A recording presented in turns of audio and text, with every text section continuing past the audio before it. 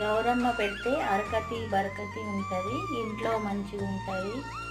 First సకినాలే పోసుకుంటారు. First సకినాలు చేస్తే కంపల్సరీగా ఇలా పిండితో ఒక ముద్దలాగా చేసి పసుపు కుంకుమ పెడతారండి. ఇదే గౌరమ్మ, పిండి గౌరమ్మ. ఇది చేసి సకినాలు స్టార్ట్ చేస్తారు. దీని చుట్టూ ఐదు సార్లు సకినాల్లా చుడతారు గుండ్రంగా. ఇలా చేసి అందరూ అక్కడ ఉన్న ఆడవాళ్ళందరూ పసుపు కుంకుమ పెట్టుకుంటారు.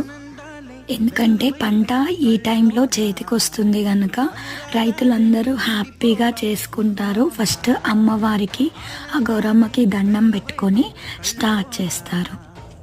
5 చుట్లు చుట్టారు. ఇలానే పోసుకోవాలి ఒక్కొక్కటి. సంక్రాంతి పండుగకి ఇవే స్పెషల్.